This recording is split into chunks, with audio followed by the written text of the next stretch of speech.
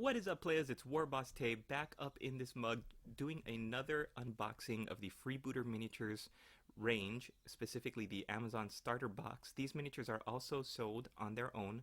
They are, if you look at the picture right now, they're the two girls over at the very end. And I think these characters are kind of important to the range because there, I believe, are three different alternate sculpts for them. This is just the first one, and I actually have all three. I'm going to be painting all three and showing them off. But there you go, that's what they look like. One of them has two hand weapons, two knives, and the other has a hand weapon and a blowpipe. So this is the cards for them, and they are Chicomeh and Matqueh. And this is what they're going to look like when they're all painted up. That's the standard way of painting them. I'm going to be painting them to a Warboss standard, so there might not be as many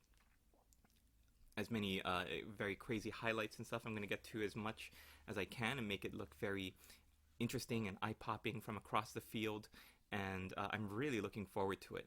So these two models come with their own decorative bases. I'm going to be taking a look at, I think this is Matqueh first, and she's up on one leg there. She's got her arm with the knife already held out, so you don't have to worry about attaching that. And you're just going to have to attach the arm with the blowpipe. So here it is, and there's the decorative base that you stand her in. If you haven't seen my other videos unboxing these miniatures, you want to always watch out for the decorative bases. You don't want to mix them up when you are unboxing your miniatures. And here's the other one, Chicomeh. And you can see her arms are already attached, but what are not attached are the two hands holding the weapons. She's going to still have to get those put on at the wrists, and I think I remember from putting this model together that it's a little finicky. So the wrists have a very small contact point where they go into the hollow of the hand there. That's where you can see the little depression in each hand where the little silver nub goes. And of course, here is the silver decorative base. Now, the second half of this video, I'm also going to be adding the Chicomeh and Matqueh series number 3.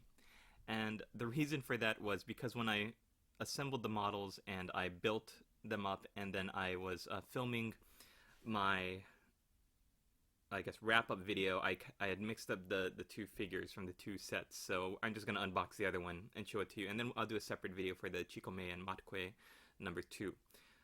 But here I'm showing you how I put in the silver base inserts while I'm doing my unboxing. I've got my hollow square black bases, and I just put some super glue into the four corners and right at the center, and then I'm putting the two silver base inserts into them after I've given them just like maybe 5 to 10 seconds for the super glue to kind of sit there.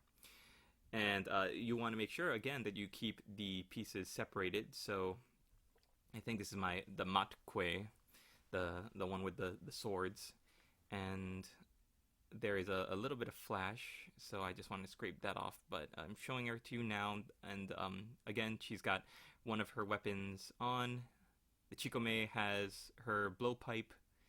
Just gotta clip this little flash there on the end, and so you can tell that the models are always equipped in the same thing, and I'm assuming they're like sisters, or they're just really close, or like they're twins or something, because there are 3 sets where you've got the same figures armed with the same weapons, but I think it looks like their hair is a little bit different. Obviously the sculpt is a little bit more dynamic. There's more detail in the braids and in all of the little bits and pieces here, so I think that there may have been a little bit of time between the sculpting of the first Chicomeh and Matqueh and this one, because look at the long hair on that Chicomeh just hanging down, and I like it. I think it's really, really cool. So yeah, like I said, there's a little bit of a mixture, so I'm going to show you both clips.